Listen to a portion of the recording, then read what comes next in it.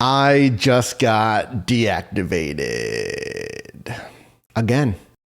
And if you drive for these gig apps, you can't just make another account. It's your name, your address, your banking info, your vehicle, like your license plate.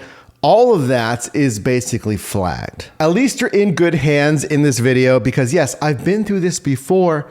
Uber, DoorDash, GoPuff, Lime, Postmates, Amazon restaurants, and yes, it's happened again. So in this video, I'm gonna tell you exactly what went down here, what to expect if it does happen to you, and how to protect yourself and take next steps for the future.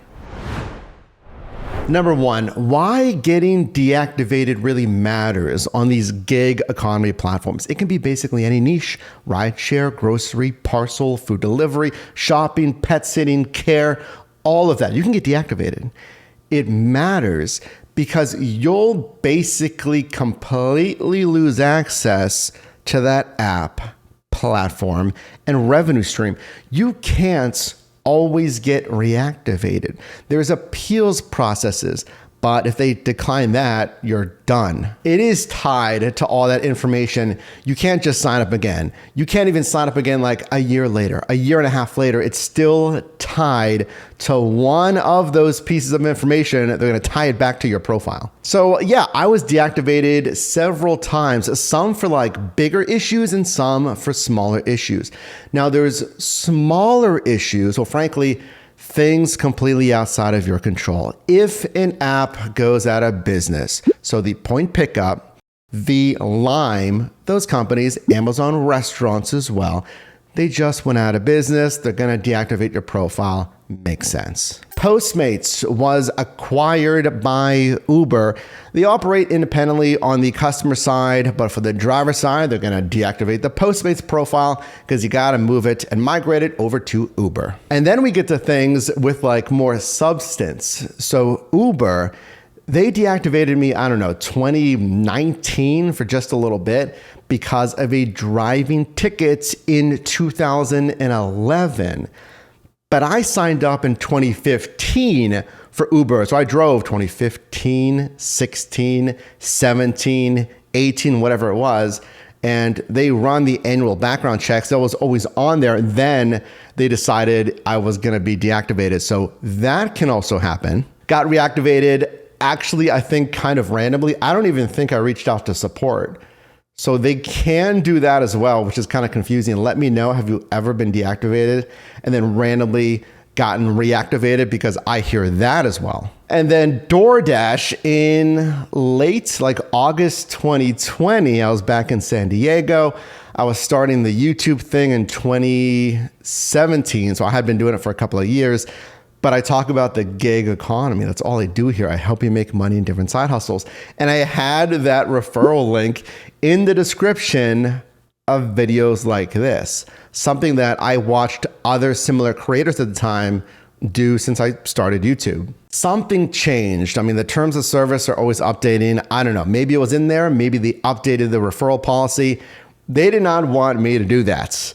And I certainly had a much, much smaller YouTube presence. It's not like I could reach out to someone specifically that I knew at DoorDash. So tanked, deactivated account. There I got reactivated in 2023. And I told them like, I'll just remove it. It's not a big deal. I didn't see any notification of a terms of service change. But regardless, every time I did get reactivated, I'm like, thank you guys. Just let me know. It's not like I did it intentionally. And then sometimes you will get those short deactivations just because of your documents.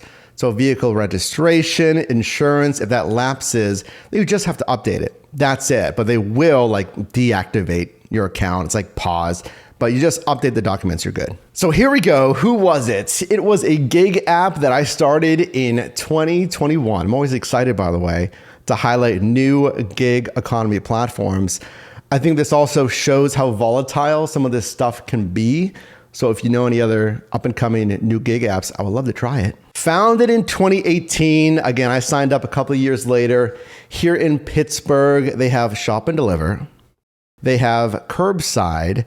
And I actually worked for this company in the past as well. This was Walmart Spark. Walmart Spark, obviously owned by Walmart, using independent contractors to go to the store, shop, or do curbside, pick up and deliver. Just like basically every single other last mile gig platform. Well, what they don't like in particular, because look, I mean, you can comb through the terms of service. I don't comb through every single word, like every quarter of the terms of service. The things are huge. Part of it is legalese. Typically, it's pretty easy to understand, but there you go. I'm going to give you a tip here of how to avoid just deactivation on any platform at the end of the video, so hang with me here. But they did not like, A, that I worked for Walmart in the past, and I did.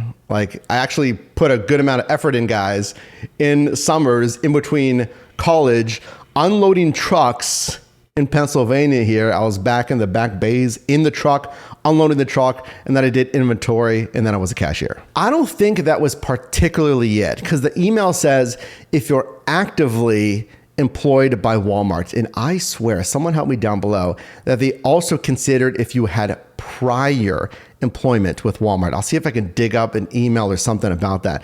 But I believe they also didn't want you to have worked with Walmart in the past, because that's what I thought it was. But as a 21-year-old or 22-year-old out of college, I didn't know what I was going to do with my communications degree. I worked for Walmart and I got fired because I was a dumb kid, basically, and I made mistakes. So I got fired, only lasted like 4 months, whatever, that job. Frankly, I did not like it.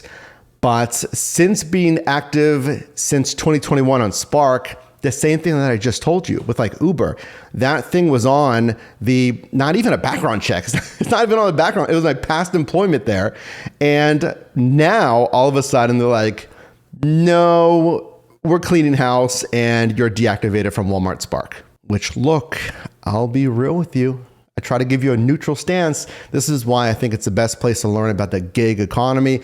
We're launching an app to help you discover gig platforms, track your gig earnings and tax reporting, learn from others, and the ability to make money, referral incentives as well. That's ShiftMate. Check it out, launching October 8th. But honestly, I've also noticed, I don't know if this is coincidental, but in like the last 3 months, those talking about Walmart Spark prevalently on social media all getting deactivated for a variety of reasons. So here's what's next for me. It's like I got the email and I appealed it, number one. I forget, like, if you actually, you can, yes, you appeal first and they give you like 120 characters or something to like explain what it was.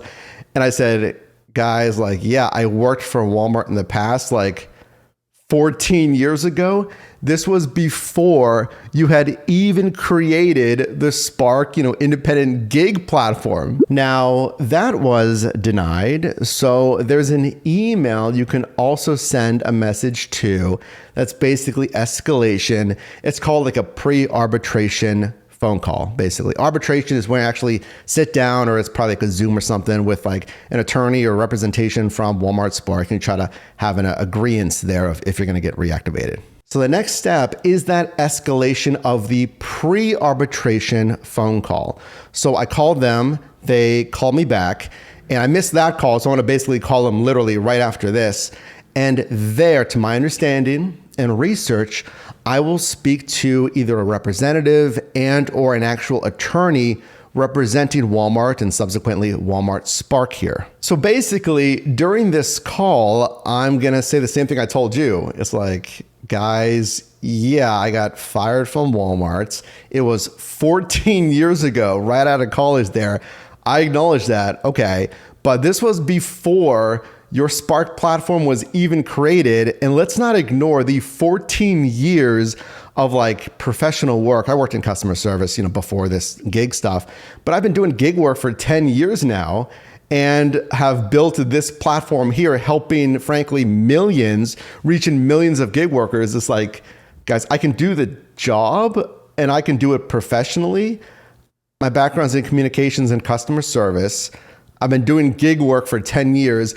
I'm pretty sure I can professionally do a shop and deliver or a curbside and deliver it to Dave or Jane at the house. It's not rocket science. What should you do next on any gig platform? Either if you're like, I really like DoorDash, I really like Spark, Amazon Flex, and I don't want to lose it, or if you've already been deactivated and just trying to hedge your bets on other platforms. Do this. I would at least comb through the deactivation policies. So either a company will have an explicit deactivation policy like DoorDash, you just search it up and there it is. Sometimes, well, usually both, it's also in their general terms of service. It may say eligibility, I think is what it says for Walmart Spark. But here's the fast version of that. Basically, as long as you complete the task professionally and you're not doing anything shady, you're fine. That's literally it. As long as you're professional, you have fine customer service, and you're not doing anything shady like taking shortcuts. If it feels like a shortcut, I would not do it, like fraudulent stuff. Then you should be completely fine as far as eligibility. But I didn't game the platform. I didn't do anything fraudulent on your platform. Like, guys, I'm taking your assignments. Frankly, I'm helping other gig workers discover and learn about the Spark platform. Even if it's not my favorite, that's fine. The question we're trying to answer is, when you're working on the platform, can you represent the platform as a professional individual? It's pretty straightforward. I want to showcase your platform. Like the shopping process, for instance, I still have been saying, even though I've been going through this stuff, that your shopping for the gig worker is arguably the best in the gig economy. I'm still going to talk about your platform in a professional, neutral stance. When I've done it, it's not bad. Like, it doesn't crash. It's pretty seamless. The interface is nice, and certainly we talk about the strategies. Trust me, I want to help, not hurt your platform. I think that's pretty apparent to anyone that's watched the content here. I don't know if it goes deeper. Again, like, I've been noticing a good amount of other people also losing their access. So let me know what you think about this. And maybe we'll be working with some of you to highlight your Spark shifts, depending on which way this goes. But we'll see. I mean, I like your platform. I would like to showcase it. We'll see what happens.